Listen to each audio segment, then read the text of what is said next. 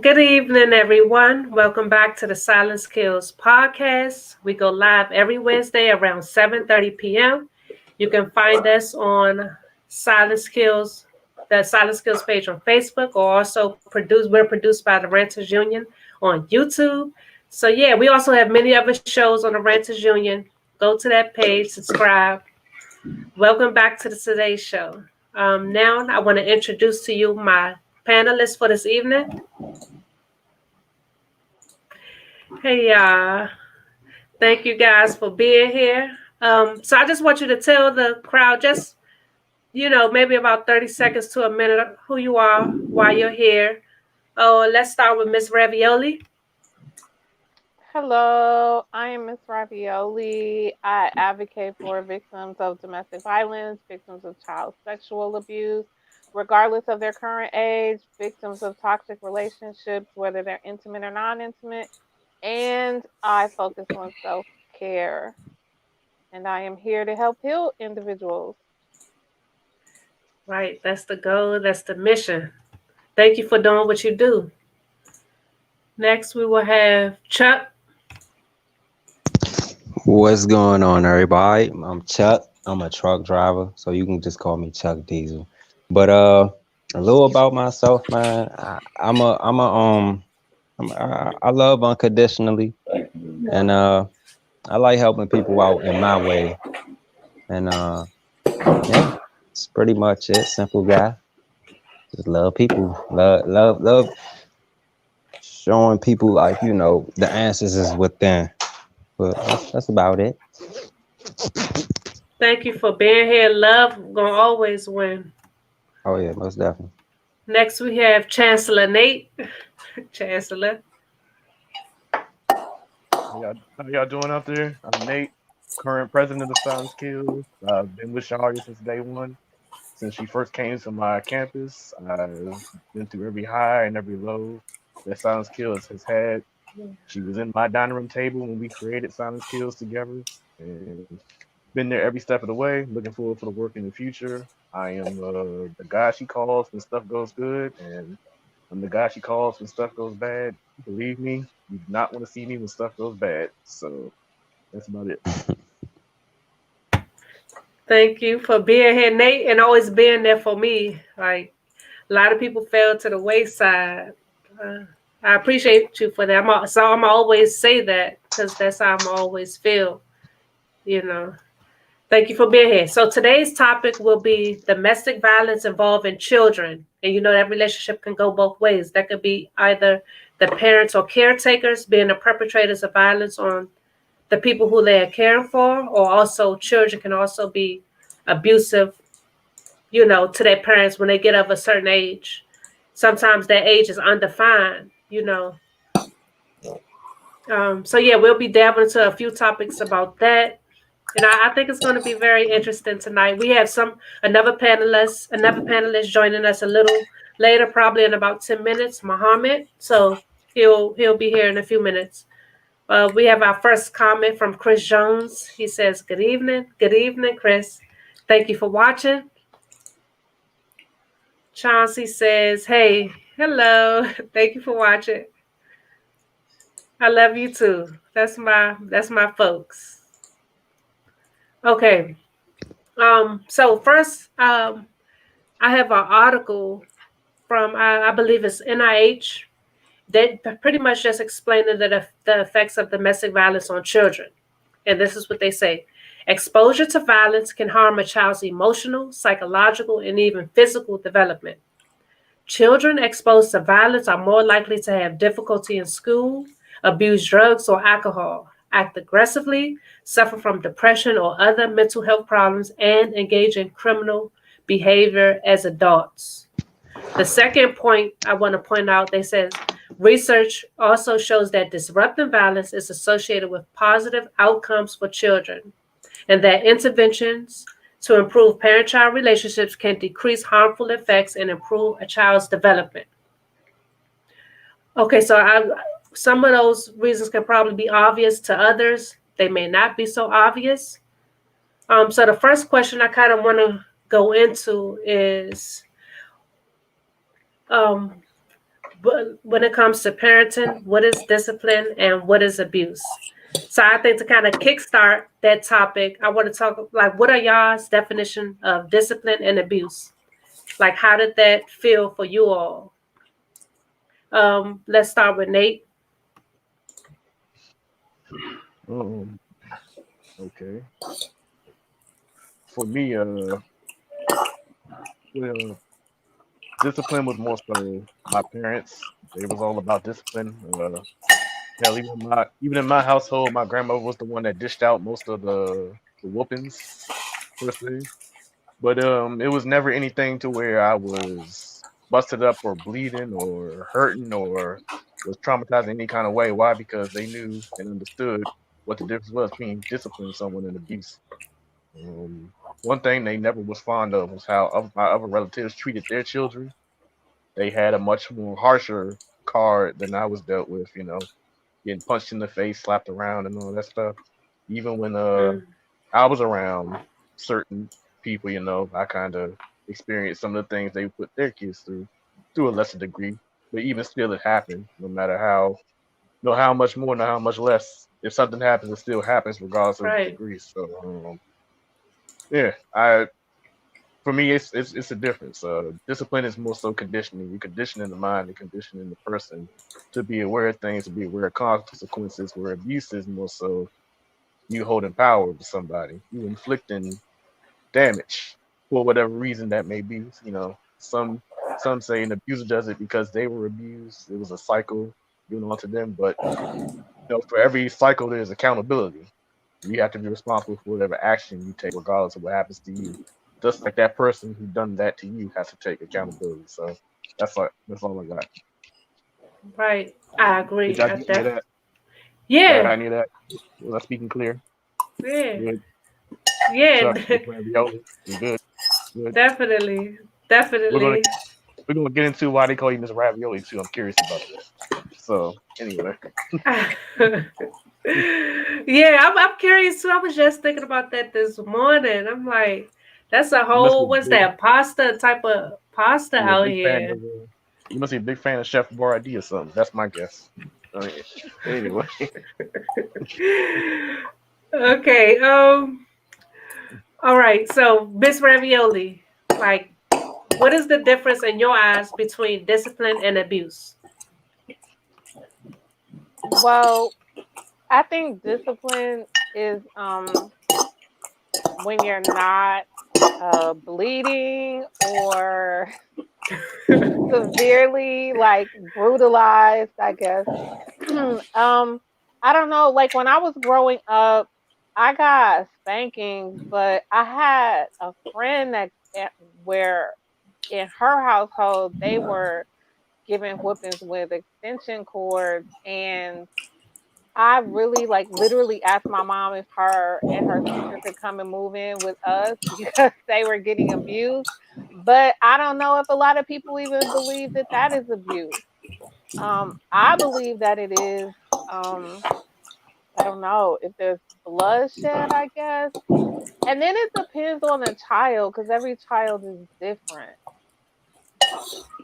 And some Okay. children you can just talk to. Okay. All right. So, to you, it has to be bloody to probably be considered abuse, like more extreme. That's kind of what Nate was saying as well. Like you said that it wasn't never any bruises left or anything like that. It was like a tolerable level of punishment. Right.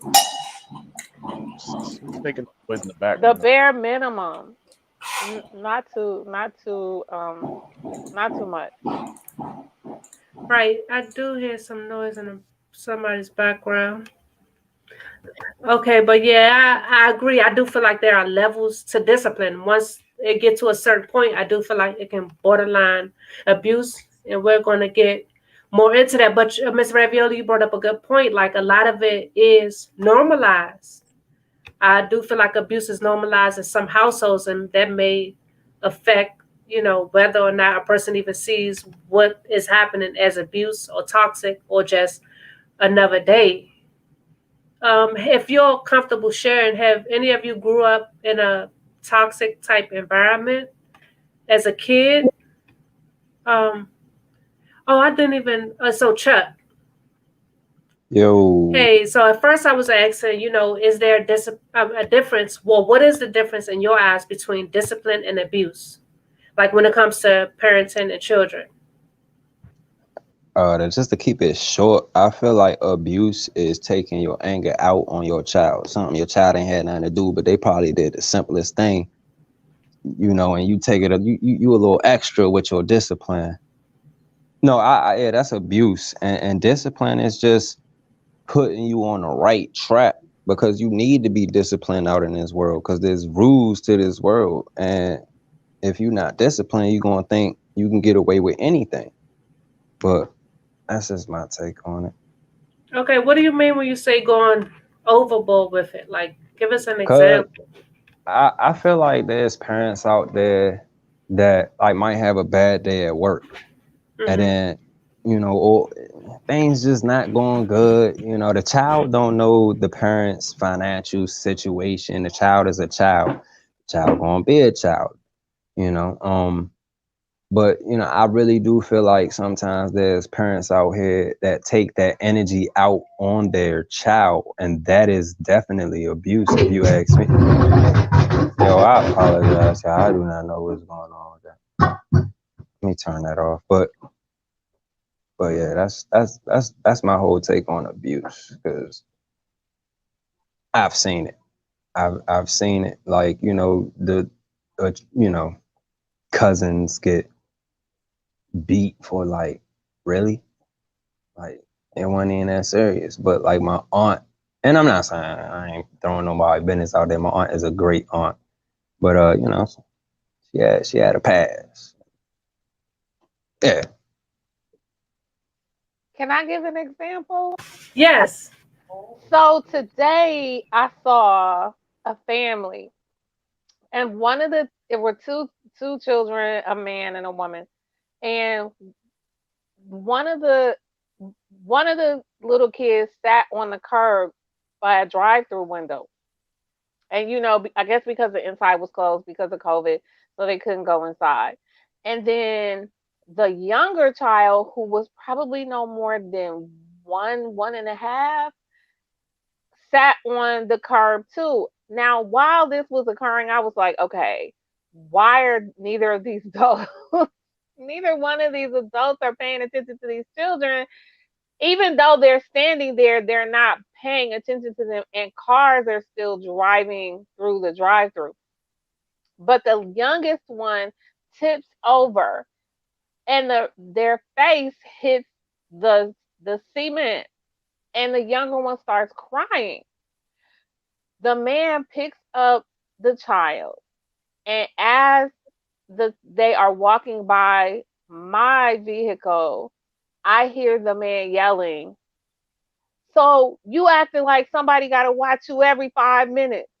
And I was thinking, yes, I wanted to get out the car, but I didn't want those problems.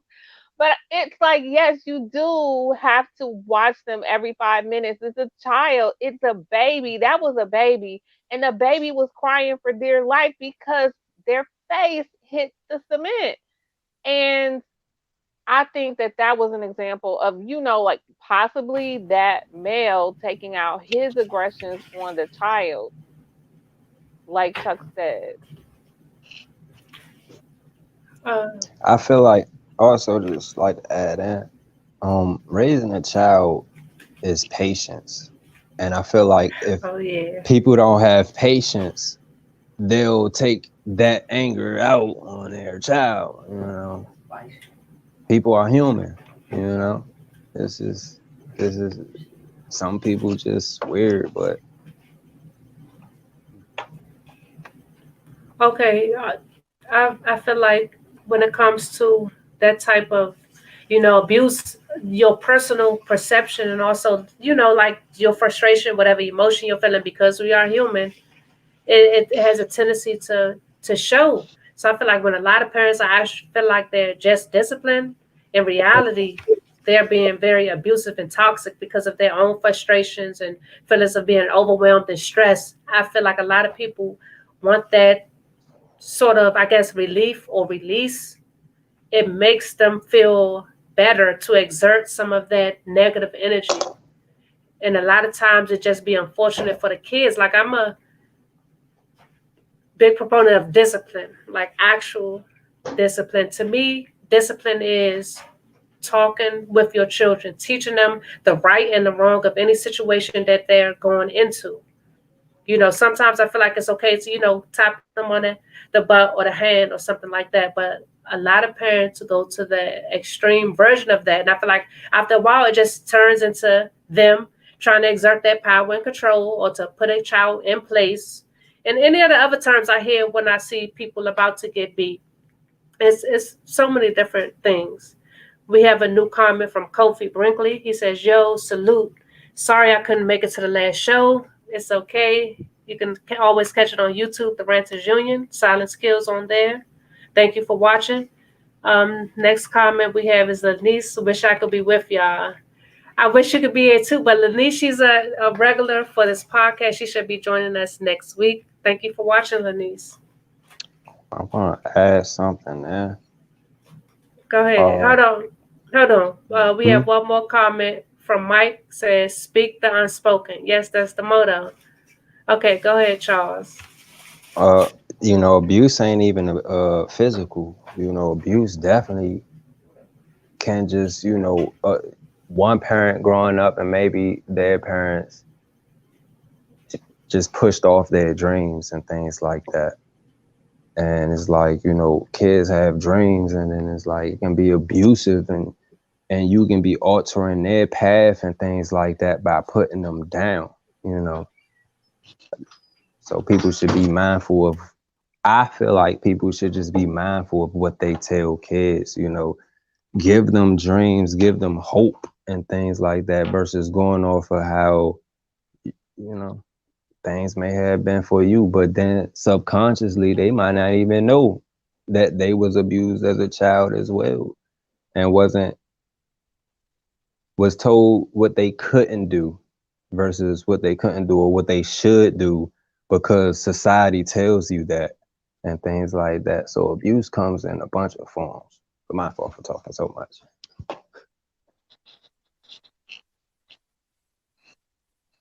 Abuse is not only physical. It can be financial, it can be sexual, it could be emotional, spiritual, financial. So it's definitely a variety of ways. I want to go to these next comments before we bring Muhammad on. We have a comment from Williamson. He says, "I love you, Miss Ravioli." And I love a little piece of you. Okay, we have another comment from Kofi. Says, right. And he says, "I hate when people real fake at work and then they kids call and they cussing them out." Okay, so like they acting real pleasant and nice at work and in front of the face, and then at home they treating them a whole different way. That's also a thing. A lot of people got to fake it to make it. Hold on, I want to bring in Muhammad before we go to Nate and your comment. Thank you for joining us, Muhammad. We're just talking about the thin line between discipline and abuse. And what in your eyes, what is discipline and abuse? Where is that line crossed? So after Nate's comment, I want to go to you. So go ahead, Nate. Well, I was gonna say, I don't know about how y'all may feel about it, but I consider this the top level of insanity for someone to go through 9 months or whatever kind of experience childbirth is, just pop one out and then turn right around and decide to harm it explicably. I don't know about you, but I find that insane. You put your body through all that for 9 months just to turn around and inflict some pain. I never really understood that one of those. I probably never will understand that. Yeah, that doesn't make any sense. I mean, but yeah, it's a few levels to that because I personally couldn't relate, but I feel like I could probably understand why they would be abusive. A lot of it is generational. It's what they experience as kids. And so again, like I was asking earlier, has it been normalized? And I feel like for a lot of people it has. So she don't even the woman is not even seeing it as abuse. She's seeing it as this how it was for me. I gotta teach you to respect me. And if this is what it takes, then this is what she would do. Yeah, don't get it twisted. Us guys ain't off the hook either. You know, stepfather. Oh yeah, yeah. Biological father, Real fathers. adopted, a real father. You know, legal guardian. You know, you those type of guys. You know, Right. cousin, Right. distant cousin, all that. Yes, we coming for y'all too. Mm-hmm. Everybody. Everybody. Everybody's getting it. That's right, Miss Ravioli. Everybody gets it. Everybody gets it. Everybody. Okay, Yes. Muhammad, can you just give us a brief intro about 30 seconds or so, telling us who you are, why you're here, and then also tell us about your views on the thin line between discipline and abuse. All right, thank you, Sister Shaharia. My apologies for being a tad bit late. Got a little lost trying to get my life in order, and I'm on my way home, but I'm here now. So make it quick, 30 seconds. Good evening. My name is Muhammad X. Shakur. I'm a proud Black man, 30 years of age. I've been studying relationship abuse for about 15 years now, basically since I was in high school. That's the intro right there. Now, concerning the thin line between discipline and abuse, it is a very thin line. We'll just put that out there. Unfortunately, a lot of parents have crossed the line, so to speak, because, well, it goes back to what Sister Shahari had pointed out, which is a generational thing. A lot of parents think just because they wore plenty of ass whoopings growing up, they think it's okay to dish out ass whoopings to the upcoming generation. So you see, there's that. Discipline, it comes in many ways. There is obviously sitting down, talking to your children, trying to get best to instill life lessons. What else? I will say there are times where a child do have to get swat.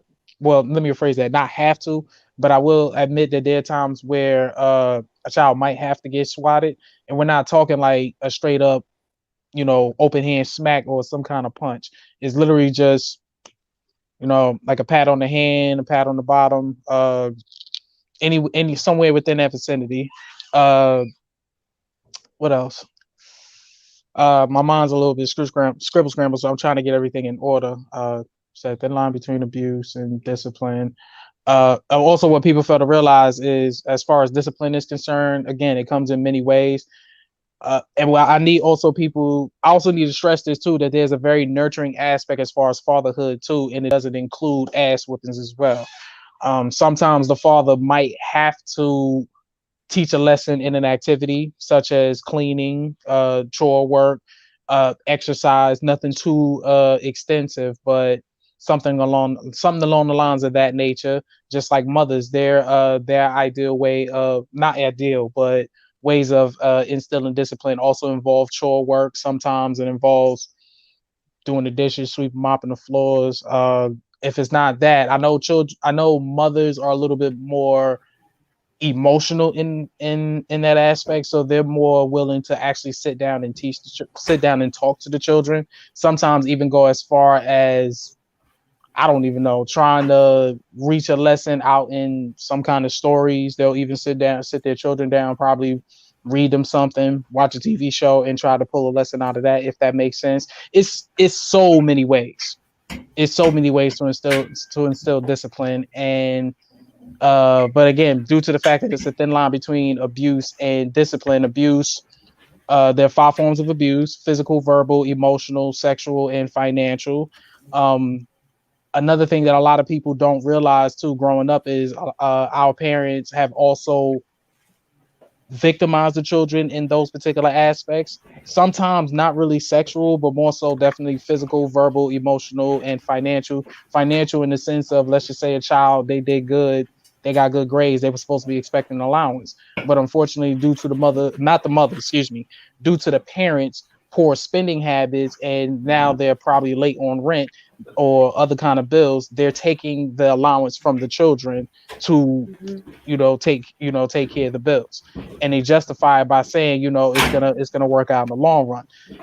Some people might take that as a lesson, but I really don't think parents should be teaching their children that it's okay to take L's, especially from their parents, if that makes sense. Oh yeah, that I, definitely makes sense. I Go agree ahead, Nate. because the financial one is the one that I think lasts the longest out because that extends even to when a child grows up and becomes an adult of their own, with their own bills, their own responsibilities, and all that. Yep, They have it is. at times parents will put, I brought you into this world thing, so give me this amount, or I need this because I'm your parent. I'm more important than you and your adult life now because I'm responsible for giving you that life. So I need you to still cater to me, even though we're both adults now. That can get extended because you end up putting a lot of yourself on the back burner for the sake of them. Right. It's and I'm kind of, according to my girlfriend, she kind of feels that that's what's going on with me right now, being that I just got my new job and all that. That slowly but surely I'll get manipulated to, putting more of myself on hold for the sake of them. But at the same time, I'm like, okay, but what about you though? What you want? So it's like it's like being caught in the middle because you never know what someone's true intentions are. You only know what someone says. The intentions come from the actions, not by someone's words. But Right. Go ahead, Sister Shahari. I wanted you to point out that comment right quick. Yeah. We have another comment from Kofi. He says emotional abuse is the worst. I agree with that. I feel like a lot of times emotional and mental abuse can sometimes be more long lasting than the physical, because sometimes bruises go away depending on the extent of your injury.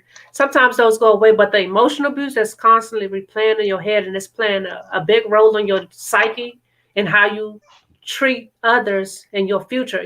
Like after those abusive situations happen to them, that mental part, that's what sticks with you. I feel like sometimes it can be more long lasting and damaging. We have another comment from Lorville. Says, what up? What up? Thank you for watching. Muhammad, did you have a comment? Yes, I wanted to expand on what Brother Chancellor Nate had pointed out as far as dealing with his own version of emotional abuse. Unfortunately, parents definitely do that in the long term. They combine emotional, verbal, and financial abuse. Like well after a child had turned 18, now all of a sudden the child is forced to pay rent in the parent's house. There's that aspect. Then there's also the aspect of a child actually taking the time to move out, go do their own thing, and unfortunately, the parent is knocking on the child's door or ringing the child up, asking them for money because they're short on their bills or they need groceries or anything of that nature. And keep in mind, I'm not saying looking out for family is a bad thing, but then it comes a point in time where the parents should not rely on the child to take care of themselves. Another thing I also would like to point out too, as far as the emotional abuse is concerned, like the brother Chancellor Nate said, I brought you into this world, I can take you out. Right. There's another last part of emotional abuse I wanted to bring up, which is the fact that unfortunately nowadays it's becoming commonplace for parents to actually admit that they don't even like their own children. And I personally see that as a real serious issue because for the simple fact of the matter is the child didn't ask to be here.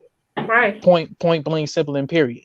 As a mother, you made a conscious decision to lay down. As a father, he made a conscious decision to, lay down with the mother as well. Y'all did your own thing. The mother and the father made a conscious decision whether to support each other or, unfortunately, mothers having to go through the pregnancy stage by themselves. They made conscious decisions to do that. They together or sometimes singularly, they made the conscious decision to give birth to this child. So that means whether you like it or not, you're responsible for that child. You're responsible for that child's upbringing overall, financial, emotional, spiritual, physical, et cetera, et cetera, et cetera. So then when a child do start developing a personality, all of a sudden you dislike this child. keep in mind the child never asked to be here. So, Okay. Go ahead, Miss Ravioli. so here's the thing that works well when you're talking about normal relationships, but when the relationship is an abnormal relationship, the person probably did not make the decision to do any of those things you said they consciously made a decision to do. They probably just ended up in those decisions because they weren't thinking logically. So to believe that someone that's addicted to drugs that got pregnant by whoever and may not even know who, and the person that impregnated them may not even know that the person is impregnated because they don't even remember the incident, that person has no I has there is no world that exists where that person should be held or in my opinion is expected to be a great parent. They don't hold the capacity to be a great parent, Okay. if that makes sense. I get what you say, Miss Ravioli. Not to intrude, I just want to point this out. I wholeheartedly get where you're coming from, and I'm not saying that when it's all said and done, the child comes into this world, it is expected for a parent to be great, but it is expected for a parent to be decent.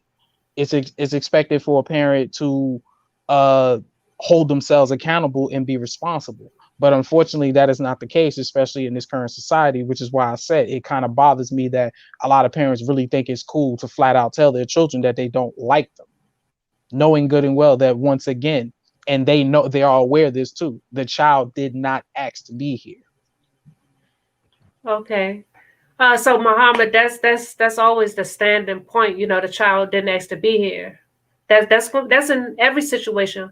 But also, I want to bring up, like, along the lines of what Mr. Ravioli was saying as well. Like, you know, some parents weren't planning on it, and a lot of children are born out of women who have been raped. Like, that's one of the main points I want to bring up in terms of abuse. Some children are, you know, born out of those circumstances, and I feel like that can fuel a parent's hatred towards them. I'm not saying it's right. I'm just saying that sometimes it's a reason that's influencing them, you know, to hold some type of hatred because they feel like, you know, it wasn't a love child. It was something that was forced on them. I get what you're saying. I just want to say, as far as me expressing my viewpoints, the only reason why I never mentioned rape for the simple fact of the matter is that is a very delicate subject. I will not sit here and even say that it's okay to hold a rape victim accountable as far as rearing children. That's one that I think that's fucked up. Excuse my language. And two, you know, that there has to be some level of compassion. Yeah.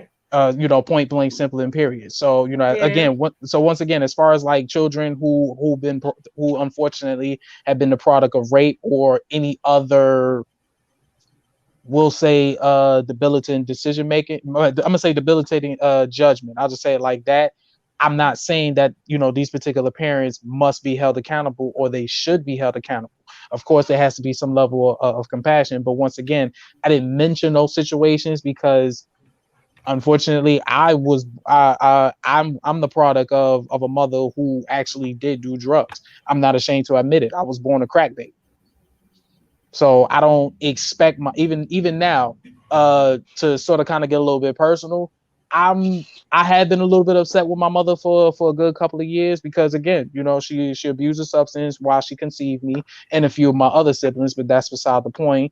And so, yeah, at one point I did blame her. I did felt like, you know, she could have did better. But as I got a little bit older and I lived my life, I'm like, okay, so drug abuse is crazy. Yeah. Simple point blank and period. And I will say my siblings don't like the fact that I hold my mother accountable, not to a large extent, but I hold my mother accountable. However, I do consider the fact that she, you know, had an addiction and therefore she was a person before she was a mother. Some people might, you know, take offense to that and be like, oh, but that's still your mother. That's still your mother. That's still your mother. True. But again, she was still a person. Right. lot of people kind of forget when people become moms that they are still people too. You know, they have their own past and ideologies and all that. I want to go into the comments. We have one from Tanya.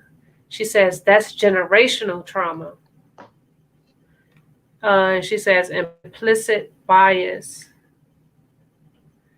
She also says everyone has a journey and they can't give what they don't have. That's a very deep point. That's a very That's deep point. true. And Mills Lane says, good evening. Williams family, hey, we are watching. Thank you guys for watching. I want to go back to, okay, we have another comment from Louisville. It says, question for the panel. If your wife was raped, could you stay with your significant other if she decides to keep the child? Okay, so that's a very intense question. I want us to get to that before we move on to the next comment. So I guess I want to pose this to the men on the panel first. So Charles, we had a question asking if you had a wife and she was raped, would you still decide to be with her if she decided to keep the child? Charles. I don't know. Like, that's a tough one. Like, I know that might sound horrible, but just being honest, I don't know. Like, I'm not saying I don't know. Like, yeah, I'm a dip out. More so, just that's a tough situation. I can't even fathom. Like, to be frank with you, I would be like, I ain't gonna be too real. I ain't gonna be too real, but. So would That's a tough you would want her one. to Yeah, abort the like, child, or like nah, why heck wouldn't you want no, to still be no. with her? Oh, you just don't know. You just don't know. More, I would lean more so on but the anger Yeah, behind it, but no anger toward her. It's just the like, yo, somebody did that, and this is the result of that. Man, I can't even really that, fathom. that's a That's a tough tough. one. That's a tough one for me. Like, I'm a emotional dude, and that's a very Yeah, emotional I topic. agree. Let's go to Nate. Well, I would need a little bit more context of the question before I would answer, but to do the best I can, um, I would more so be concerned as to one, what what was the situation that led up to that rape. I would investigate how that rape happened, and two, get this person, who committed this act to be either behind bars or dealt with some kind of way. Because if he's raping one person, who happens to be my wife, who knows if he's done this before or after. So my number one important thing would be to get the rapist, off the streets. Secondly, as far as her being pregnant with this rapist child, that decision, whether she would want to keep it or not keep it, is solely up to her, and I stand by it. I am not a woman. I do not go through childbirth, so I do not make decisions or tell what a woman should do with her body. That's just not going to happen. So that decision will be up to her. I will support whatever decision she has. Now, as far as after the fact, whether I would stay or go, it would depend on where I would be at emotionally about the situation, because I don't know, if she was raped. I don't know if that rape happened before she met me, or during the marriage or something like that. Because if it happened during the marriage, then that would imply either A, that she was looking to have an affair and it went awry, or someone actually came and cornered her and attacked her, accosted her in that way. So it's a number of ways that situation could have gone out. But the main thing would be, after the fact, get these rapists off the streets, and then one, make sure she's safe, get her tested and everything, and then if it comes to the child, that decision on whether she wants to keep it or not keep it will be solely up to her. And it's just my job to support that decision. That's it. My focus will more so be my focus will more so would be on making sure whoever's committing this crime is paying the price for that. I don't know. Yeah, make sure they're being dealt with. I definitely feel you. Um, we have a comment from Tanya. She says the baby becomes a reminder of the act. Yeah, In some that's cases, how it would be. She also says that's like punishing her twice, but I guess in it's a hard uh, decision. in a lot of cases, yeah, That's a it's a hard point too. decision. And like I said, it's a hard decision, but that would be a decision for her to make, not me, not any other person that has testicles. If you do not have the female reproductive system, I don't think that decision should be, even if she would have asked, well, what do you want me to do? I will quickly veto and deflect back. That's on you. I cannot. I can support. If you want me to suggest so bad, maybe I'll make a suggestion. But other than that, that decision will be on you, on her. I will. Some lines I just won't cross when Okay. it. Yeah, I think her question was more so, a comment was basically saying like if you was to decide to leave her after, if she wanted to bring forth the child, you decided to leave her if that would be the case. Um, Go ahead, Uh, Mohammed. yeah, I was just gonna answer the question right quick.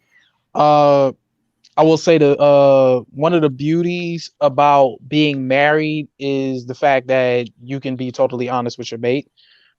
Husbands are allowed to be as honest as they possibly can within reason, or with well, I ain't gonna say within reason, but allowed to be as honest as possible, with respect, of course, with their wives. Just like wives are allowed to be as honest as possible with their husbands. Once again, with respect. Knocking that out of the way. Uh, the question is a really difficult one to ask.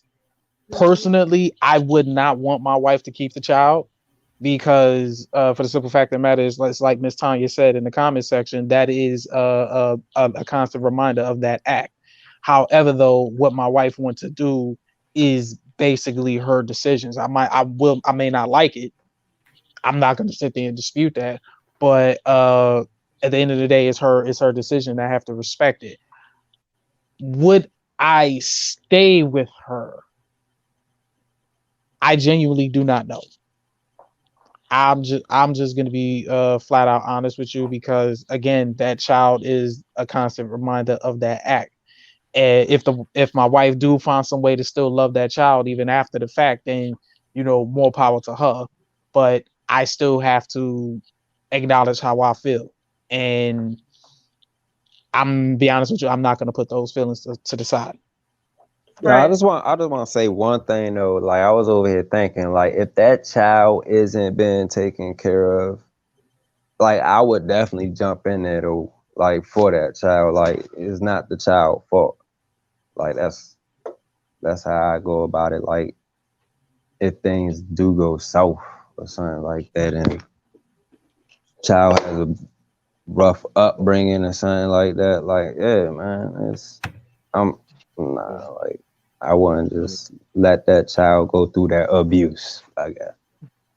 let me ask Can this I question. say something? Yeah, go ahead, Miss Ravioli. Hold on 1 second, Nate. So, so here's the reality.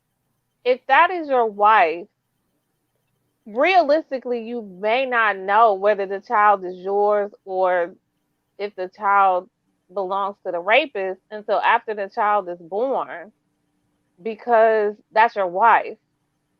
And then are you now not loving that child as if it is yours, or are you okay with aborting your own child just because of the act of rape has occurred? And then Mm. why do you why is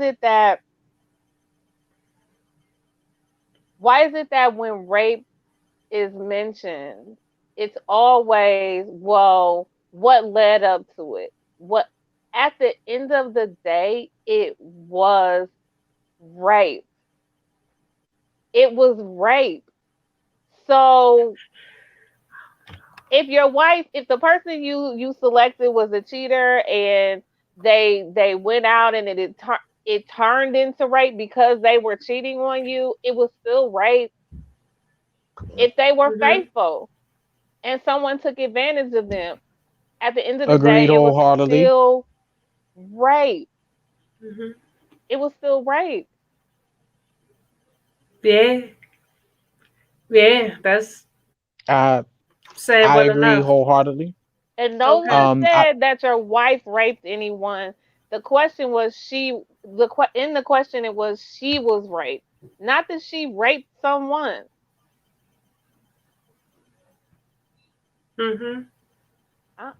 I'm done. Okay, yeah, that's cut and no no dry.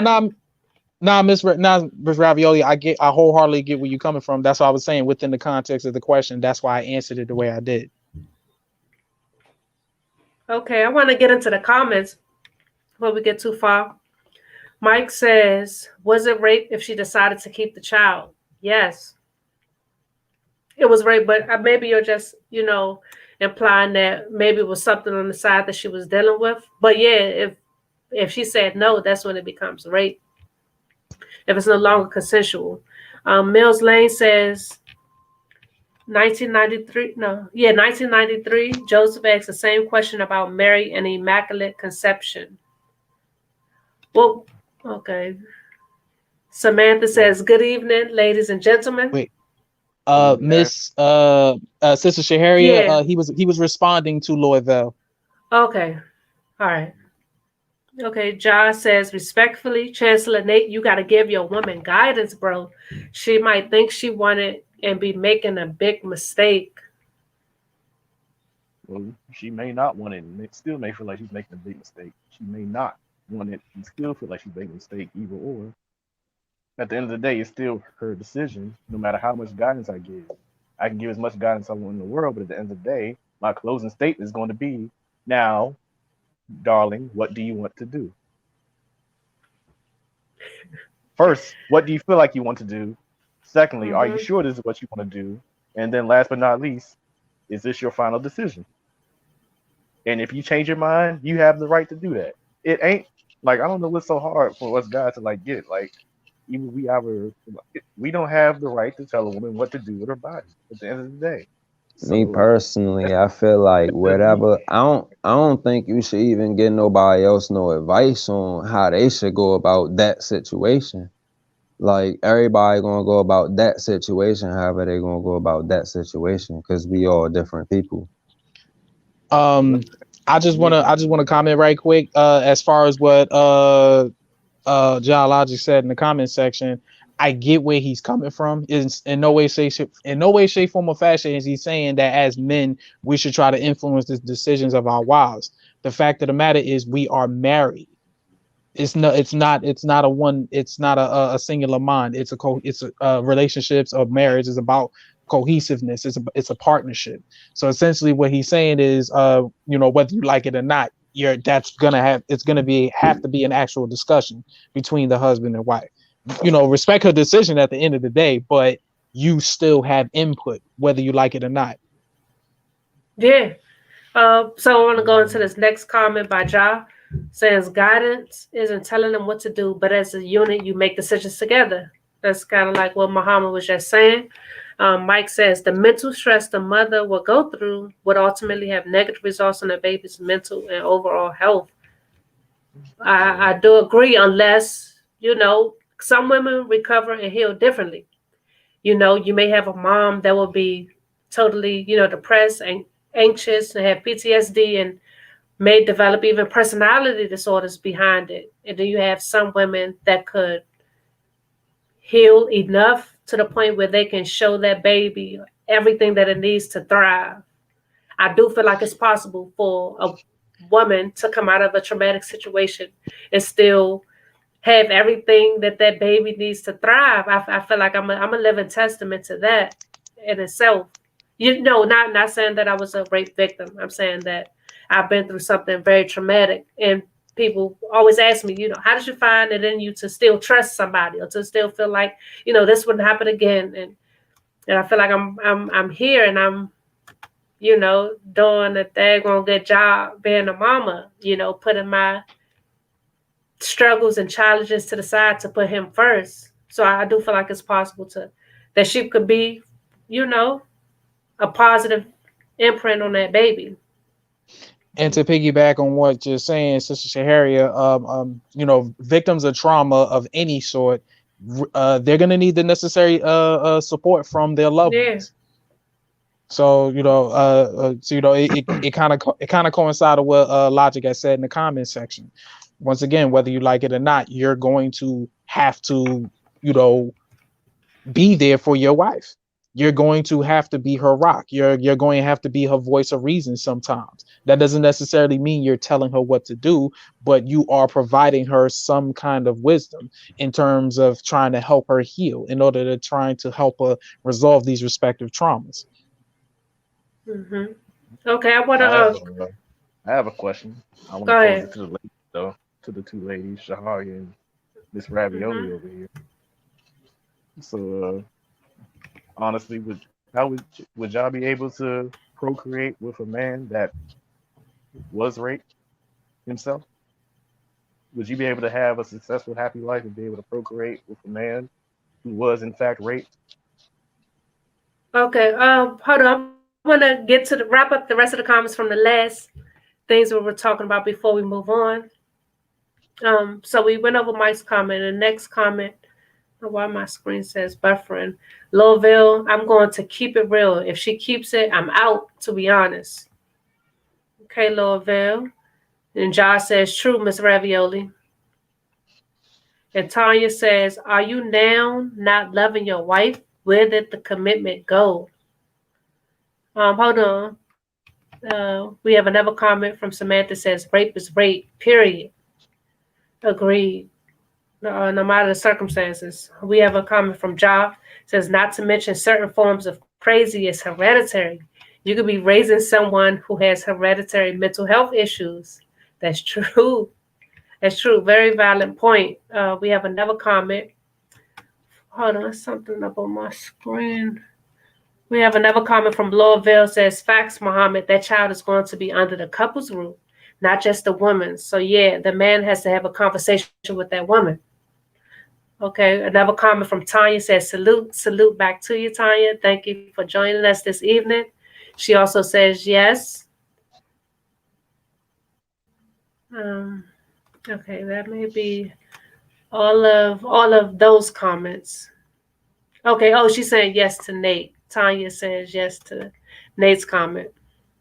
Okay. Okay. All right. So it was a lot said just now, and I had a video. I guess we can get into that video. Logic, the first video. Are we gonna answer the question? Well, yeah, okay, yeah, you're right. We can answer the question. But go ahead, Miss Ravioli. Go ahead. If the guy was raped, is this information I'm finding out before the marriage or after the marriage, Nate? See what I mean? It's a context to everything. Yeah. But this is information that you already knew. Hypothetically, we're hypothetically speaking on it. This would be something that you already know. Okay, so honestly speaking, it would depend on if he was attracted to men. If he had any inkling, any signs that if I felt like he was attracted to men, no. I would just have to feel it. It's something that I feel like I could pick up on. Just if my instinct said he's still attracted to men, no. I mean, because I wouldn't want him to be attracted to other women as well. But now, like, I just can't even trust you with your boys. Like, I don't know. Respectfully, Miss Ravioli, I also want you to acknowledge too that there are such a thing as female rapists as well. So that could also be the case. He probably was raped by a woman and he was too ashamed to tell you as well. If he was raped by a woman, yes, I could marry him. If he was raped by a man and I could pick up on the fact that he is attracted to men, then no. Okay, you're being very honest. Thank you, Miss Ravioli. And We have a comment from Josh says, "Can't trust him with his boys." LOL. We had another comment, I believe. But so I'm asking you a question, Nate. So if I was married to a guy and he had gotten raped, would I still want to be with him?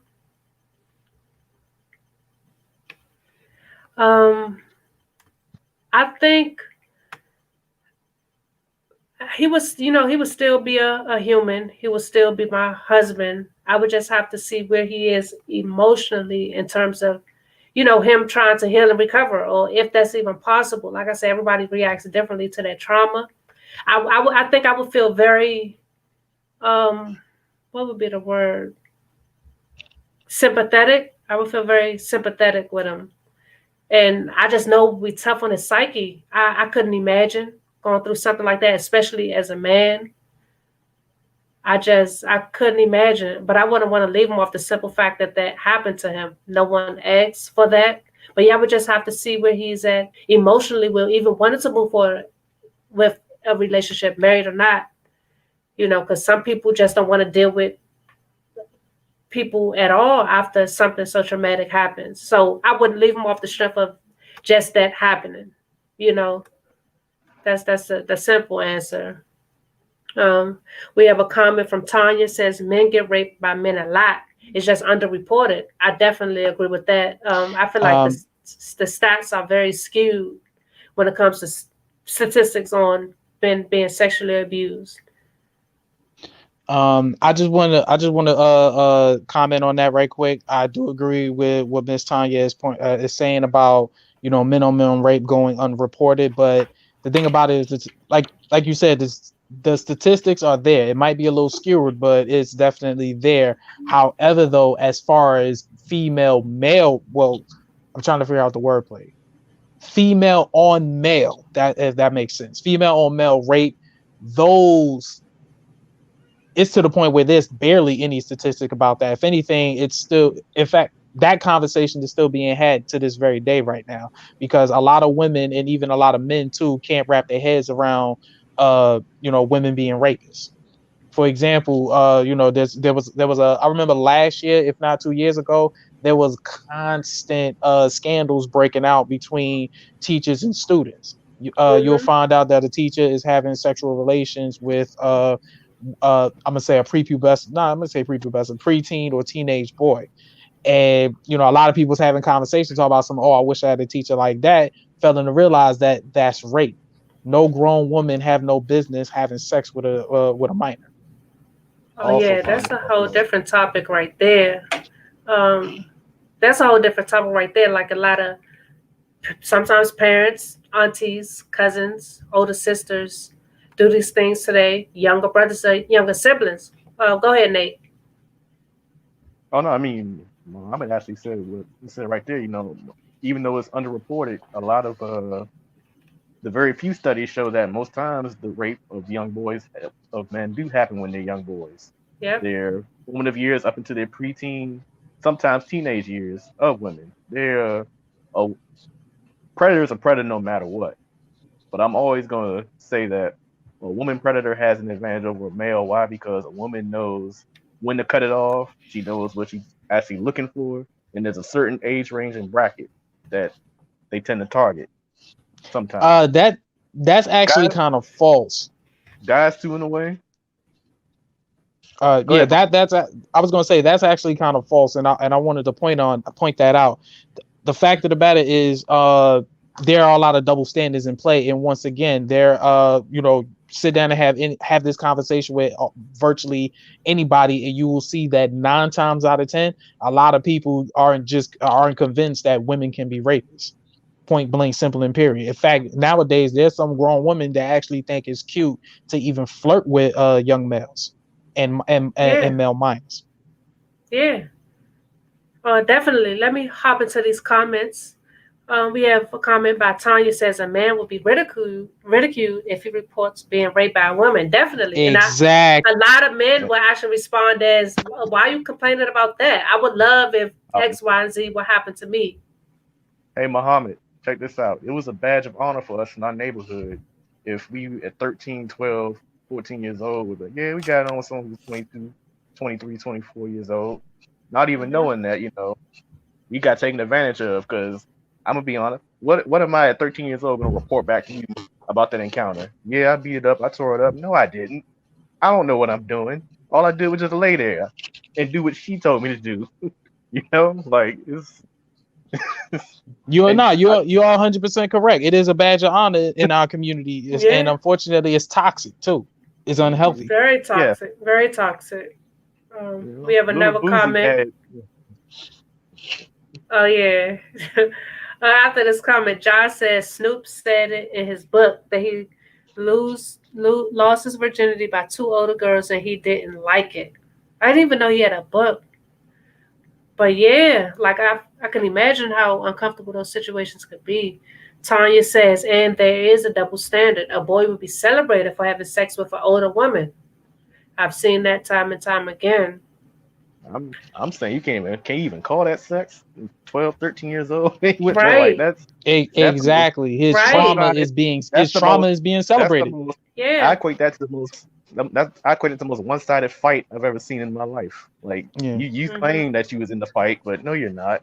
You're not. Like Right. I Yeah. said to mom, if I'm with my boys, what can I possibly report back to you about that experience and tell you that I did something of merit? I can't. Mhm. Mhm. Yeah, you can. And I can't. I wanted to respond right quick to Miss Tanya's comment about a comment, and I was gonna say that particular double standard don't make any goddamn sense. A minor's trauma is being celebrated, Yeah. not the tryst itself, his trauma. Because 9 Mhm. times out of 10, if you sit down and ask these males how do they really feel about I'm gonna say an older girl or grown woman pressing up on them and taking advantage of them in the bathroom, 9 times out of 10 they're gonna say they didn't like it. They were nervous, they were scared as hell. 10 times But- out of 10, remove them from the trappings of their boys, hyping them up, removing them from all the other stuff to make them feel some kind of comfort, get them by themselves, get them in a point where it's just you and them talking, and actually ask them the actual serious questions. Yeah, I promise you, you will not get the same answer as they would give you if they were with the crew or out in a public setting. It's going to be very different. In fact, Mhm. it'll probably be even worse if you ask them that as they become an adult Right. man. When When they are to more probably in be touch, more honest. when they're actually more in touch with their emotions to understand probably now what happened to me and while it's not that great. So Yeah. Yeah, I definitely agree. Charles, did you have a comment? I think you raised your hand. No, I was just scratching my eye. Okay. I have a comment. Go I ahead. just wanted to say, and yet it's still being celebrated today. Nothing has Yeah. changed over time. So, as men, what do you think the solution is? What solutions do you have to offer? Personally for me, the solutions are actually in the works, and I say this because I bore witness to it. There are a lot of brothers who are actually creating healing circles and healing spaces for young black males as well as older black males to sit down and have these particular conversations and resolve their traumas. So the healing process is ongoing. And if I'm right by saying it, based off some of the spaces that I've been around, one could say that it's in the beginning stages. So with that being said, I get why you're saying, you said what you said, Ms. Ravioli, because from your perspective, it's probably the healing process is probably not going on. If anything, like you said, it's the same. Nothing has changed. So I get where you're coming from. But however, I just want to, bring some light to the situation and let you know that the healing process is ongoing, and also it, as individuals, we got to hold ourselves accountable when we have to search these kind of spaces. We have to search for this kind of information. We have to search for these kind of we have to search for these kind of spaces. We got to search for this kind of information. There's a brother, damn, I'm accidentally butcher his name, but I'm gonna hurry up and get the Instagram as quickly as I can, and hopefully I'm gonna share it to you. Give me a second. Okay. I want to go into this comment real quick. I Read Network says Lil Wayne said Birdman made him get oral at like 12. Now look, shaking my head. Yeah, that is, people, depending on who you ask, they will see it differently. But I feel like that is toxic and that is abusive and manipulative. We have another comment from Josh says Major Height was raped by a man. Who is Major Height? Now he's an abuser. Yeah, a lot of people who were victimized at first do turn out to be abusers. Like that's definitely a big trend going in that, going on with that. He sent this post, but let's see if Logic pulls it up. We have another comment from Tanya. Says, "You are right. As a mother, I will press charges." Right quick, the brother's name is Joshua Sarah. He is on Instagram. His actual Instagram is Earthopian, EARTHIOPIAN. So he actually been starting healing circles for men for the I can say as recent as 3 years ago, so 2017. So Miss Ravioli, if you would like to know more information, I posted the link in the I posted the link I posted the link in the chat behind the scenes. So please click on the link and do your thing from there. Okay. Okay. Go ahead before I go into this video. Can I say one thing? I know that Nate talked about getting the rapist, if there was a rapist that raped his wife, off of the streets, and there was a comment made about pressing charges as a mother, and I just want to say something about that. Being realistic again, that's a lengthy process. It is not a short process. I mean, Law and Order also has dates on those screens, even though it happens in an hour or however long that show is. That is a long and tedious process, and most people don't follow through with those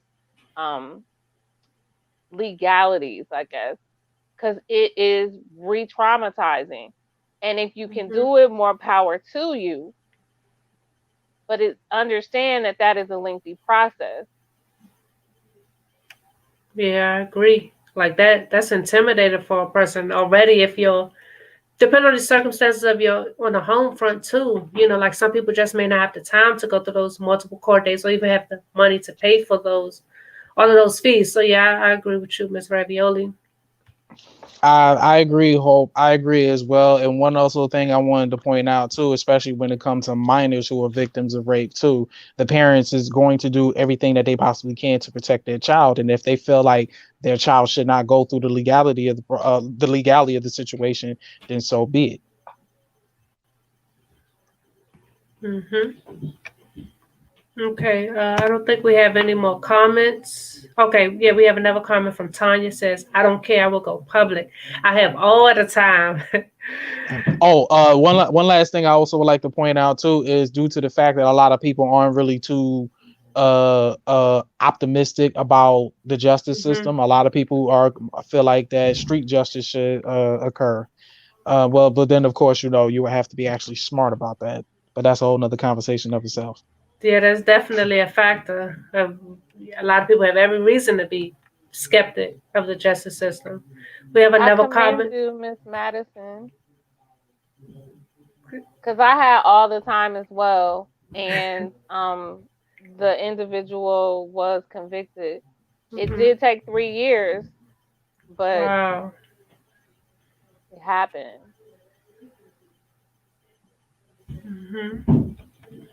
We have a comment from Samantha. Says, "Going to court for rape takes years and years." I can only imagine. We had okay, so now I want to go into this video. This is just about parents who took punishment very far before we move on to the next thing. Okay, here we go.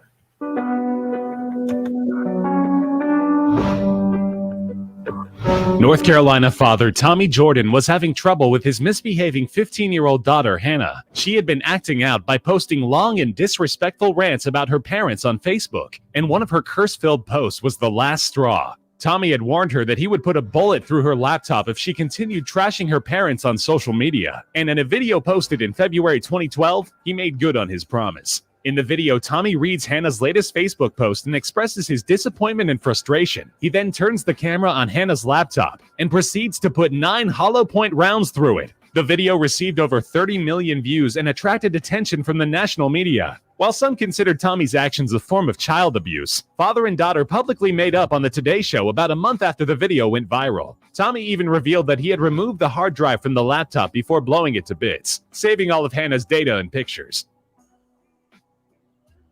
YouTube user King Ease let his son choose his punishment when the boy came home with failing grades after having lost his brand new iPad. The child was given the mother of all terrible haircuts, looking as if his father had simply dragged clippers across his head a few times while blindfolded. King Ease then shot a brief 14-second video showing off his work and posted it to his YouTube account, where it quickly began racking up views. Despite being raked over the coals in the comments, Ease defended his punishment by saying that he was teaching his son to be accountable for his actions. However, his methods don't seem to have been very effective. 2 years later, he posted another video in which he was forcing the same son to work out with heavy weights, again as punishment for bad grades. Another father gave his son, identified only as Jason, 3 weeks to pick up his grades or he would have to give up his video game consoles. After Jason failed to impress with his school performance, Dad made good on his threat, and then some, by forcing Jason to destroy his Xbox 360 with a sledgehammer in their front yard while shooting a video. The crying youngster finishes the job, but flatly refuses to do the same to his second console, a brand new Xbox One. The video, which has since gotten millions of views, sharply divided parents. Even some who were fine with the heavy-handed nature of the punishment could not agree with the decision to post the video online, which added an unnecessary element of public humiliation.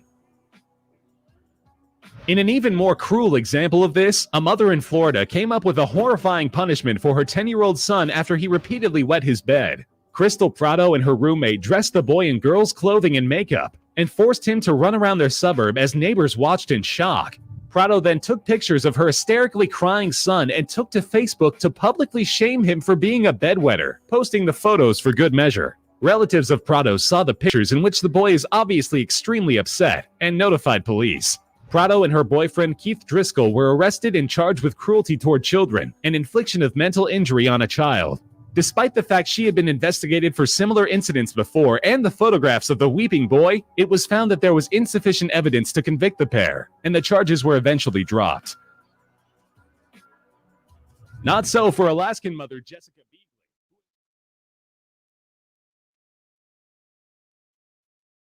My bad, you guys. I just wanted to talk about some of these things because it's levels to punishment, and a lot of these things I feel like are kind of ridiculous. And it's like, what are you teaching your child? How are you teaching them to react or handle certain things like the failing grade, like you're using violence to try to compensate for that? Like I'm just very concerned. Want to go into this comment by Tanya.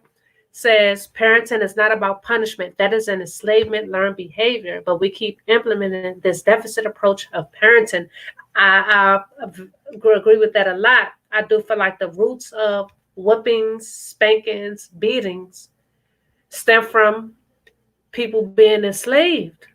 Like, a lot of our ancestors were put in the forefront to be publicly humiliated, beaten, whooped, to try to instill fear into the other enslaved people, who they felt like were being subordinate or even try to run away. They just try to make an example out of people. So I definitely agree that stemmed from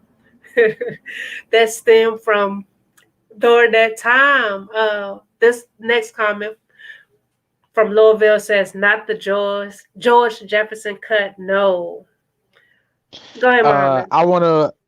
I want to respond to that one right quick. I'm gonna be honest with you. I actually seen that a few years ago. That shit pissed me off.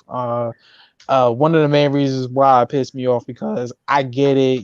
As Black people, we like to try to show that we're being good parents, whatever the fuck that means. Excuse my language, but it gravely upset me. However, though, I do not agree that publicly shaming your child is a form of discipline, because as that particular chapter had pointed out too, he thought embarrassing his child with that messed up Yeah. haircut was going to do something. 2 years later, he had to exact another form of punishment, and then will make the situation even worse. He still Yeah. posted it again. I get it. You gotta discipline your child. Definitely do what you gotta do, but don't embarrass your child. I will take note that the father had the son lifting weights, so that is a particularly different form of discipline. But again, that should not have been recorded, and that should not have been for the world to see. The haircut thing You know, was just over the line. can I ask a question? What would, cause what would y'all do in those situations as far as disciplining your Okay. child? I don't know. I think. 1 second, Nate. For me, I feel like my go-to would be, talking to my child. I never really agreed with, whippings or beatings. Me personally, I've never received a whipping, beating a day in my life. My parents, talked to me, and I don't know if it was just my personality to want to do the right thing. I don't know if it was just, fear of getting whooped or whatever it was. I never received one because I always did what I was supposed to do. And so my first attempt would always be trying to communicate, or it would be taking things away, not making them destroy things or doing things humiliating and recording them. It would be, okay, I see that you like playing with your video game. You can't play with this video game for a certain amount of days. That would be my first approach on varying levels with different things. Oh, I'm sorry, not to cut you off. So okay, that's the simple child. Now, what if you had one of those childs that just off the wall? Like, man, I'm talking about they sneaking out the house, they ain't listening to you, they gonna go chill with the neighborhood kids, and they been influenced by the neighborhood kids. Like, how would y'all discipline y'all child? Go ahead, Nate. He had a comment. Yeah, take your mic off mute. Oh crap. Yeah, I can hear you now. Hello. Yeah. I would. I'm not laughing at that, but damn. Okay. Okay. I gotta be serious. Yeah. Okay.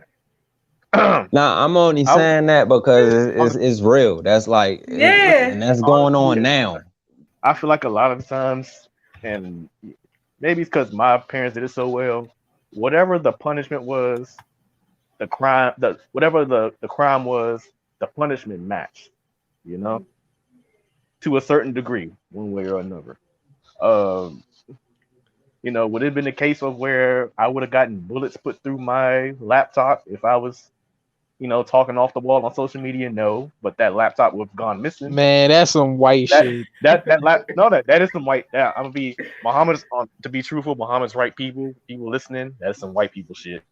Because ain't no niggas gonna put no bullets in no laptop. If anything, that laptop's gonna go missing for maybe 6 to 8 months, depending on if you have a very vindictive black mom that's really into long jail-like punishments like mine, 6 to 8 months, you ain't gonna see it.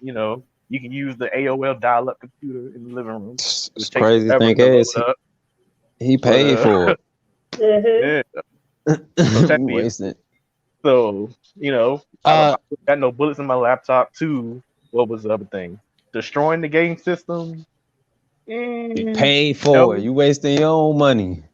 Wouldn't destroy it, but that PS3 profile, PS4 profile would have been deleted, and all the data that goes with it would have been deleted. So you have a blank. That joint playing it myself. It was like different ways, very strategic ways of making you, punishing you. Yeah. Here's the thing: even with that stuff, that can still be seen as kind of on the little bit of the side, because the issue is, if a person's having bad grades, obviously there's something wrong and it needs to be addressed. There has to be a constructive way to go about what the situation is about them getting bad grades. So it's like I don't think a child gets bad grades on purpose. Something's going on. I agree with Chancellor Nate. I'm gonna try to keep my answer as brief as possible. How I would have handled the situation. Honestly, I would have to sit down and talk to my son or daughter. and try to figure out what's really going on. Why Yeah. is it that they're not doing so well in school? Like, obviously I got to ask, the first primary thing is, what is going on at home? Mhm. Like, are you doing okay? Are you feeling okay? Am I missing something? Another Like, question would be, what's am I doing really going? something wrong? That would be a question Yeah, I would ask them. Is there something yeah. that I'm doing What's wrong? Right. agreed. So yeah, what's really going on? And then my second bottle questions will be, what's going on at the school? Like, is there Yeah. something going on at school that you don't want to tell me? Are you embarrassed about something? And third, I need to see if I'm dumb enough to send my children to public school. I want to know what the hell they teaching my children.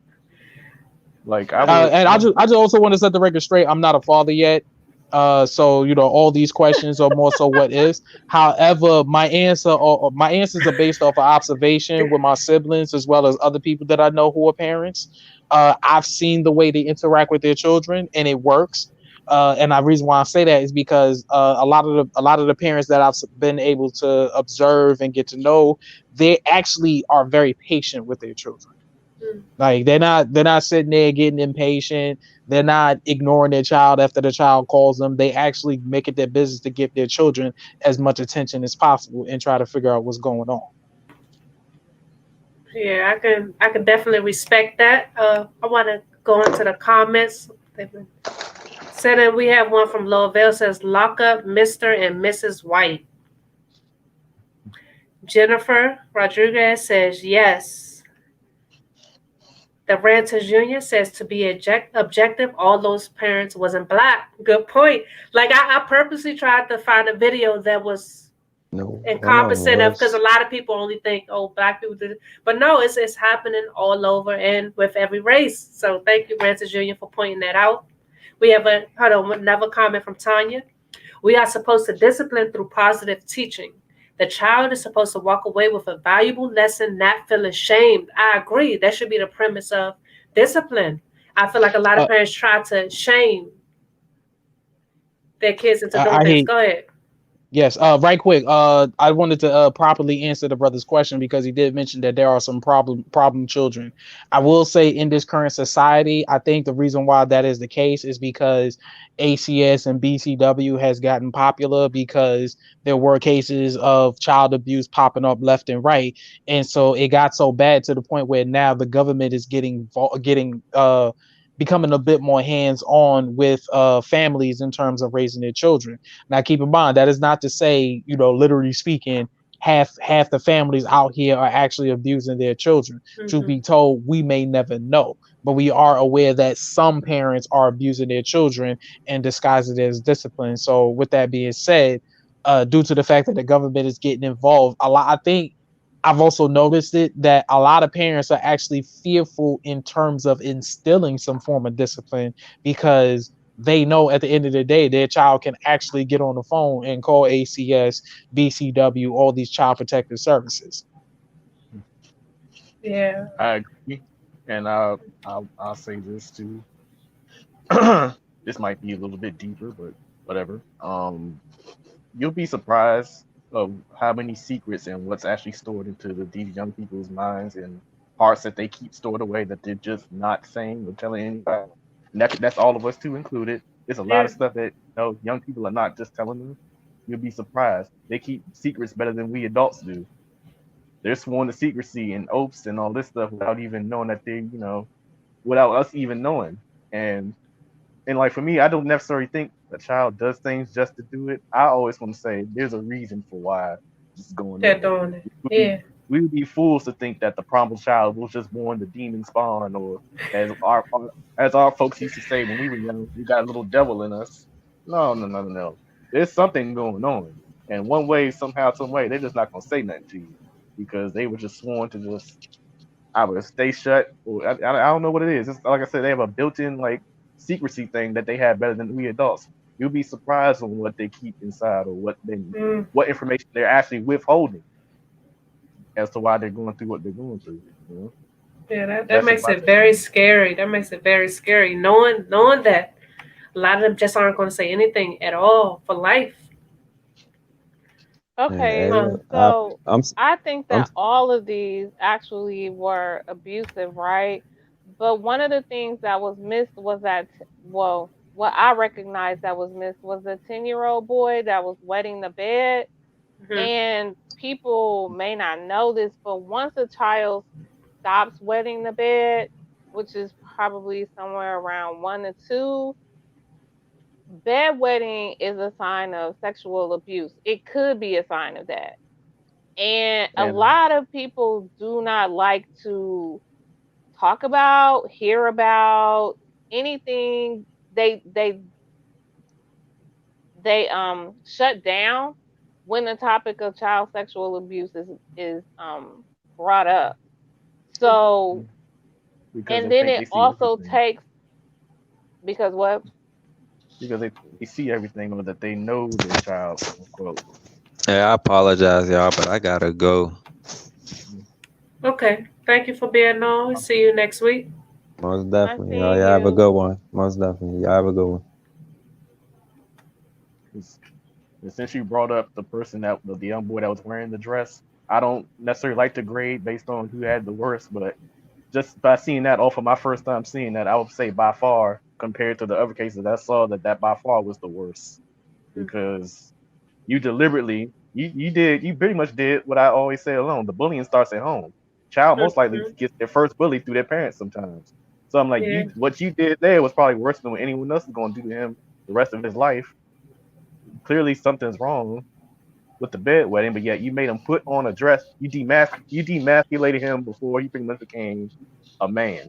You pretty much, if he turns up, not to say that being homosexual is bad, but if he was to, do things in an alternative way compared to how y'all envisioned it, y'all kind of planted that seed yourself. You know, that is something that you did. You made him run around the neighborhood wearing a dress. Like I can't think of Mhm. nothing more humiliating than that. The haircut thing is just dumb. Like Mama said, that's just dumb. Like haircuts and lifting weights, that's just dumb. Typical stuff us niggas do. We stay doing dumb shit. But that shit right there Uh, was just I was just gonna say this last thing, but I know Miss Shaharia got to get to the comments. So the last thing I wanted to point out was, as far as like majority of those videos was consist of white people, and it was a black person. I remember there was a video that had circulated a few years ago where a father and his the son had gotten in trouble, and the father saw fit to actually square up with the son. The boy looked like he was anywhere between 12 to 14 years old, and this is a grown man. I'm talking like actually squared up, I like remember you're gonna fight I me type remember shit. I remember that And they both boxed each other, and he and he and actually cut his lip. He cut the and son's I was lip. He and I was gonna say Mhm. that particular video rubbed me the wrong way because I did not think it was fair that because that son got in trouble, he had to actually physically fight his father. And one of the reasons why it bothered me too is because I actually had relatives that responded and said that shit was justified. I'm like, no, the fuck it's not. I get it, was he's having problems in school, he's getting in trouble, but you don't sit there and make your son fight you. Yeah. the more even more Uh, troubling Muhammad from what I don't know if you like for me I like to thoroughly investigate stuff through further dissection of the video. Apparently the circumstance was, he was skipping school and all that stuff, but the issue was he wasn't being honest to his father about, when he was doing it and where he was going. Because the I father in the video says, I understand you're gonna skip school because personally I don't fuck with like, the school student itself, and I know most times teachers ain't teaching nothing. So if you're gonna skip, but let somebody know where you're going and don't lie about it. I found that oh just yeah, as troubling too. I found that just as troubling because pretty much it's showing you like, you don't really have no value in your son's future per se. You just want him to come home with his head on his shoulder. Like there was yeah. no like for me, I wouldn't be told to square up, but let me skip school even one time, you I, know. I get where you coming from Like, too, and I actually do know the whole context behind the entire video. But again, that's no justification. That's no excuse it's to make your no justification at all. child fight. Okay. But yeah, I just wanted to say that. Go ahead, Mr. Harrier, do your Yeah, I thing. want to get wrap up these comments. We have from Samantha saying those parents took it too far. If your kids are making bad grades, maybe work with them or find out what's bothering them. Agreed. Lovell, one of my neighbors made his son stand outside with a sign that read, I got all F's on my report card. Yes, humiliation. Tanya says, point out the negative behavior. You ask the child to explain the decision in order to understand the rationale behind the decision. Then you teach the proper behavior. I Agreed. can understand. I can understand that. Hell, Thanksgiving 2004, I got beat up by at least 4 or 5 of my cousins at the dining room table because I got all F's. I got beat up physically, yes, beaten up by cousins who Mm-mm. had Now you're rings. gonna remember that for life. I never got an Yeah. F again. Not to say that that Oh, was right, but never so got it an F worked for again. you. It worked for you though. Okay, we have another comment Oh, from Tanya. that was You horrible. s- Work you or said not work, never it was never horrible. got another F again though. But that doesn't it didn't work. That was more so, out of fear. That's out of Yeah, fear. yeah. That Fear doesn't. has a tendency to intimidate people into not doing it again. Like I said, I'm not a. I don't Muhammad's agree disgusted with by that. it. But Uh, so the Ranters Union said, Nate, it worked. We have another comment from Tanya saying you implement consequences that is contingent with the behavior. Yeah, Nate was saying that earlier, agreed that, ain't has to be nobody, on that same level. ain't nobody talk to me. We have a comment from Jennifer saying that's sad. By doing that, it still won't change the fact he received all F's. It will also not change the fact that his son will get all F's on the next report card. Maybe get him a tutor. Okay. Lovell says facts, Jennifer. And Mills Lane says my favorite punishment was changing the Wi-Fi password on them. So how long did Okay, you take to give it back to that's them?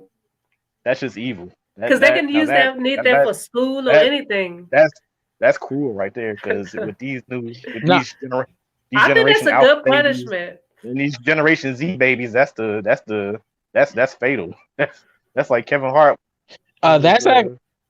I was gonna say right quick, given the fact that we live in the technological age, I think that's actually pretty smart to change the Yeah. Wi-Fi password as well. Because granted, you're right. Nowadays, children need to have access to For the internet school. in order to do their schoolwork. I'm not disagreeing with that. But however, though, most cases, a lot of children like to sit up in their rooms. They be Yeah. on YouTube or they be playing online games. So the fact that Mills Lane changed the password, I think that's very brilliant right there. They're like, oh, word, you don't want to do well in school, or you're not trying to do what you're supposed to do in terms of handling your responsibilities at home. All right, you can't get access to the Wi-Fi. Mm-hmm. We're gonna have to go. We're gonna have to go Yeah. old school. I You think can that's a watch very TV. good You can punishment. watch TV. You can read a book. You can do all that stuff. But one thing for certain, you're not gonna talk to your friends online.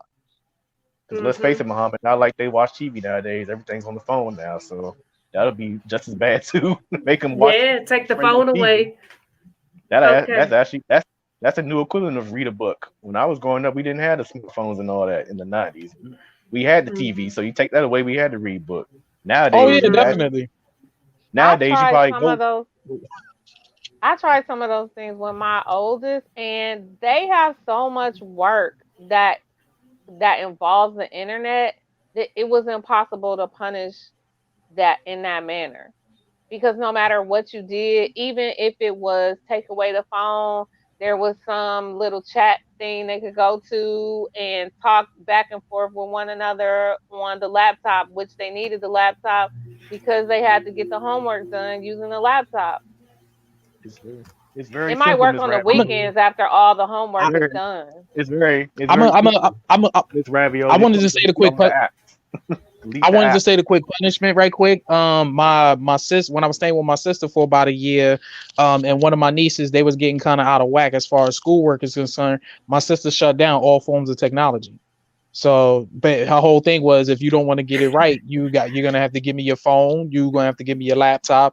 The only thing that you can do is watch TV, and I say that because she had cable. So when it was all said and done, my niece, she had permission to use the phone. She took care of her assignments within a timely fashion, and then when it was all said and done, she was like, "You done? Yeah, give me your phone." When my niece needed to use her laptop to take care of assignments, when it was all said and done, once again within a timely fashion, give me your laptop. You're not getting it back until after school tomorrow, and after school tomorrow, and after school tomorrow, and if a weekend hit, you're not back at all. Mm-hmm. Delete the apps, Miss Ravioli. Delete the apps. I'm telling you, delete them apps. Yeah, it's definitely ways That to I just would. get around them things. That will that will make that phone so obsolete. Here, you keep the phone, but you'll find some things is missing. Only thing you can do is message me and call me and whatever. But that's because most times they ain't even using the phone for real. The phone got the games and the apps on there. They're not Yeah. really to call anybody or really text anymore. They doing it for all the other trimmings that come with it. Remove the apps. I'm telling you, Okay. remove the app. Okay, y'all want to get to the rest of the comments. We have one from Josh says, get them a typewriter. They may not even know what a typewriter is. I had to use a typewriter in high school to fill out like college applications, but it's the first time I heard of it and the last time I've actually used one. We have another comment from Josh says, some kids do bad because they lazy. That was me. Agreed. Like it's not even about what's happening at home. It's just they lazy. Or I also know that a lot of kids be feeling like they're too smart for that grade level, so they just lay back, you know. And Samantha says, if a child is making bad grades, sometimes kids need extra help with the work. 9 times out of 10, they aren't understanding something, or the teacher isn't maybe working with them. Those are valid points. The next comment from Bobby White says, some kids do bad because they had a traumatic experience in life. That's true. It don't even have to be about what's currently going on with them. It's what's happened before. And Tanya says, BCW, you took it back. Yeah, I never even heard of that. I know CPS, but not BCW. Okay. Right quick. Those were the acronyms up in New York City. It was BCW, ACS, and CPW, and I know it's some other initials in other states. But yeah, my bad. Okay, yeah, all I know about the CPS, Child Protective Services. Okay, we have another comment from Tanya says they keep secrets because we are not listening. That's a good point. A lot of parents are not listening. So, and a lot of children feel like, what's the point? And I guess next week's topic, I'll talk more about that. Tanya also says it's a sign of abuse when they aren't Emotional doing well in abuse. school. Yeah. Tanya says they love YouTube. Yeah. And TikTok. Those are definitely good points. So y'all, I want to start wrapping up today's show. Again, today we talked about domestic violence involving children. We didn't get to the other parts, but we'll resume the second part of this next week. I want to give a big thank you to my panelists for being here. Thank you all for your support. Thank you all for, participating. I really appreciate that. You can find the Silent Skills podcast every Wednesday, hosted by the Renters Union on YouTube. You can find us on our Facebook page, Silent Skills, also on Instagram, Silent Skills and the number 0. Reach out to me. Thank y'all for watching, and I'll see y'all next week.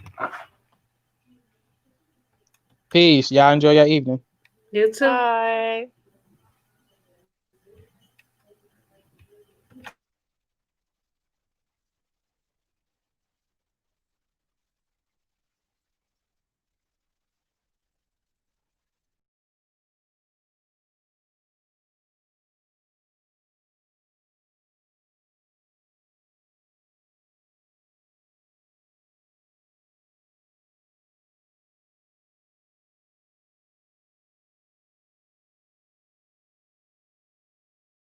Still flashes of blood with the urgency of a marathon. He tried to finish my race. 1, 2, 5. I realized he wasn't stopping. 6, 7, 8, 9, 10, 11, 12. Lightning strikes of steel, flashes of blood with the urgency of a marathon. He tried to finish my race. Like a patient, I went limp underneath of his knife.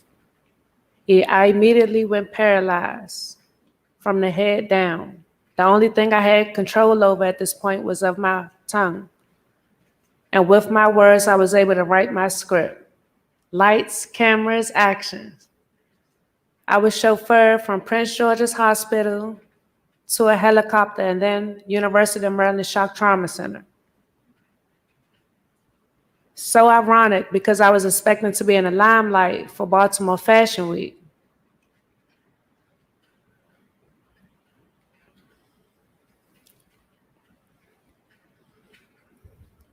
"12 designers were working with me. Now these 12 healers were working on me. Next thing I knew, I had 12 man-made tattoos. At PG, I couldn't believe it. I was starring in my very own episode of House. White gloves turned to white Merlot on my skin, white coats, frantic sounds, and scaries. Taking everything in, I blinked in 5-second increments. I couldn't breathe. I couldn't feel. The only thing I felt was pain. On August 14th, 2015, the 22-year-old Shaharia had died close afternoon. About an hour later, I was being stabilized and placed in a helicopter. I peered open my eyes for the second time, this time at University of Maryland Shock Trauma Center. I was a baby being born, instantly cringing under the bright lights. The only difference between me and the baby at this point was that I couldn't squirm. Wide awake, as sleep paralysis seemed to be the only thing that could describe how I had every intention to move, but I couldn't. The doctors come in and state calmly, "Ms. Johnson, you have a spinal cord injury called Brown-Séquard syndrome. You are paralyzed from the neck down. You may or may not regain mobility. Your lungs have collapsed because of the fluid. Also, when you are stable enough, you need a blood transfusion because you lost too much blood." The air was still and silent.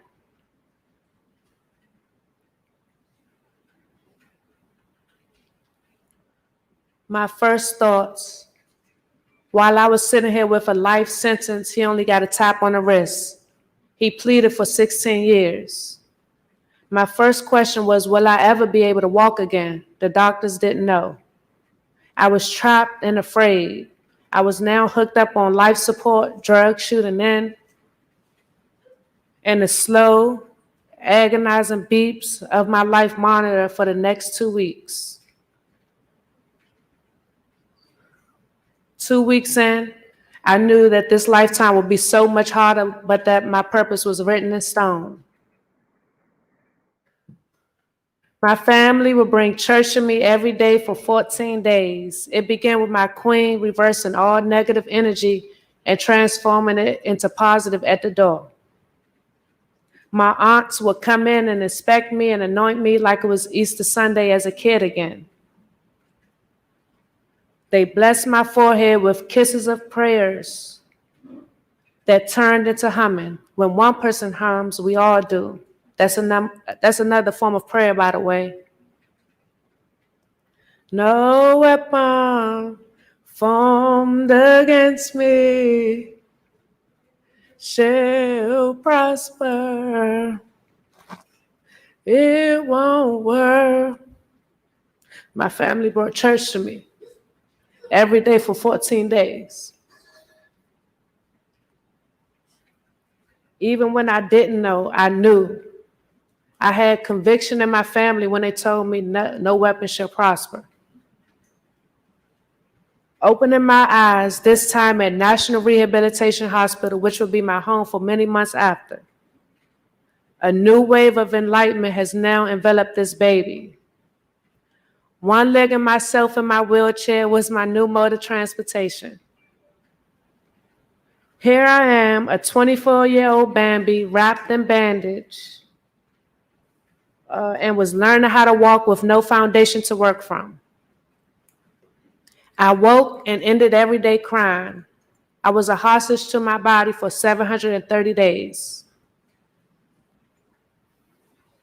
About 17,000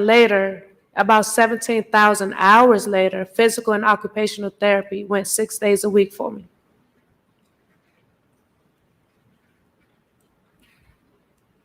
Day 2, we practiced standing. Here I am, standing alone, using the armrest of my wheelchair, practicing shifting my weight to my right leg so that I can try to learn how to step again. Even though it was hard due to it's no feeling under my right foot. It's hard trying to stand on something that doesn't feel like it exists. It's still numb. Day 10. Things are moving along slowly but surely. I'm slowly regaining motion in my right side. I can stand pretty strongly, and I've started making a few steps. I can transition easily from bed to wheelchair now, and I can almost make a fist. I can also almost straighten out my fingers all the way. I can kick out and bring my knee to my chest and back, even though I can't bring my heel to my bottom just yet. Those were the daily tests. Luckily, hamstrings weren't needed for walking. Walking was a very big goal for me. Day 30. Today was my first day walking with the harness. I felt like Tomb Raider. It descended down from the ceiling. It was like a backpack, and it took the gravity off of me so that I could stand upright without assistance. This was the only way that I could stand upright at this point. Day 60. In physical therapy, I used something called the Exo Robot. I was a transformer now. Metal and hinges and a sturdy backpack. It all lined my body. I even had metal underneath of my foot. I walked 400 feet today, the farthest I've walked. This thing took every ounce of energy, every muscle, and so much willpower to move it. They increase the resistance every week. Day 90. Even my doctors are amazed at how quickly I'm recovering. We always use the same tools we did as compared to a couple days ago, and I always made progress. This is one quick sidebar that I'm just remembering. My mom, every day she would come in to NRH, she would promise me something. She would say stuff like, by September 6th, you will be able to write. By November 5th, you will be able to pick up your cell phone. They all came true. They all came true. My mom would tell me these things. I was like, Mom, how you know that? Like, why don't tell me these things? And she said, one day she came in and I couldn't even pick up my phone. She was like, go ahead and try it. I tried it. And it took me, how long did it take me, Mom? About 4 or 5 minutes, but she didn't let me stop. And I did it.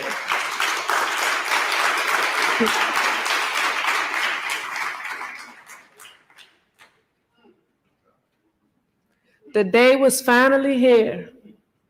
As I'm rounding a full lap around the therapy gym, here they was, my cheerleaders from the very beginning, saying, go Shawi, go Shawi. My aunts, my mom, my physical therapist, my occupational therapist were cheering me on at the finish line. It's been a long time coming, but I've completed another long step in my journey, from the emergency room to being dependent on nurses and doctors in my family to eat, to breathe, to sleep, to use the bathroom, to put on my clothes. I was able to sit up on my own. I was able to stand on my own, no matter what assistance I needed at this point. Now my last goal was to be able to walk in my 5-inch heels again. So I could really show the world I was ready for my lights, cameras, and action. I passed that test and made my entrance into the world.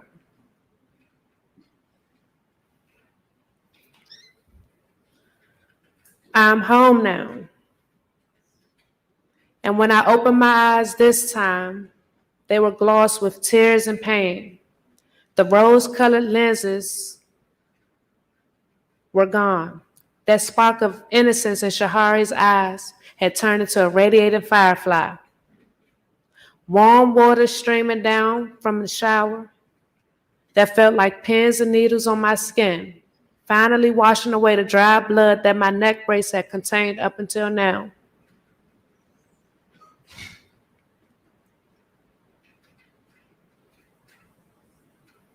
I was finally able to take a shower without my neck brace. Soon after my immediate physical needs were met, reality set in.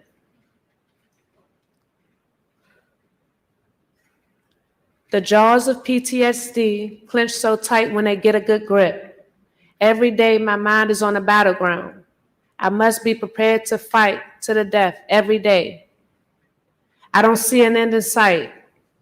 I feel empty, yet so full of emotion. Some days I feel everything at once, other days I feel nothing at all. The smallest things could push me over the edge. My demons, although I carry them quietly, are never silenced. They sit back, waiting patiently on an invitation to wait. Depression doesn't only set in at 3 p.m. At 3 a.m., depression also sets in at 3 p.m. when you're in the middle of a laugh or a conversation with friends. Anxiety attacks, intense feelings of fear and gloom, a sudden urgency to escape, run or get out, a fear that you may lose control, trembling, weakness, and so many other physiological reactions. I try hard every day to keep it under wraps. Every night, the clock resets and it's time to get ready for battle again.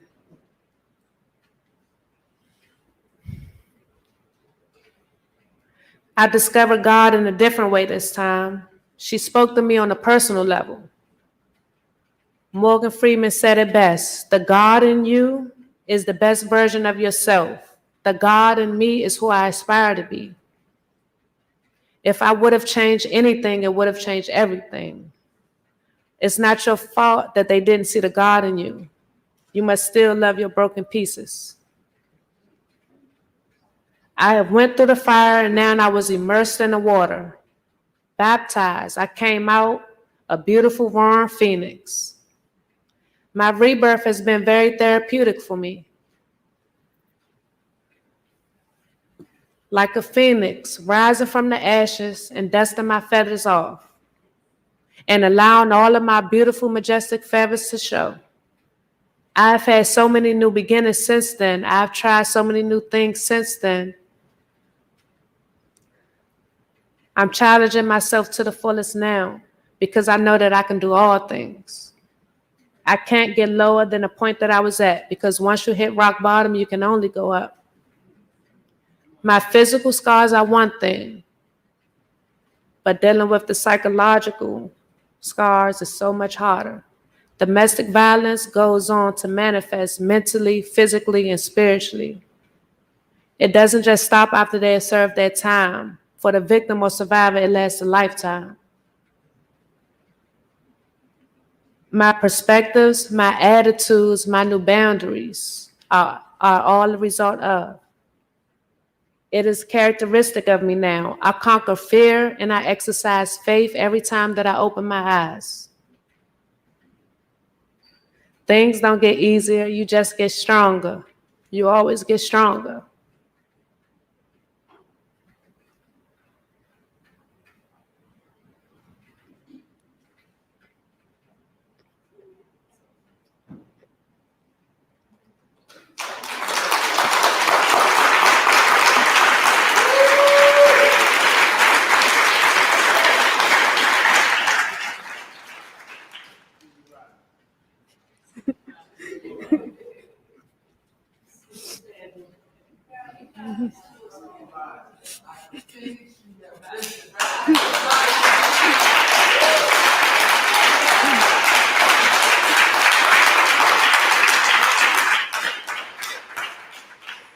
You will always be the winner as long as you keep trying.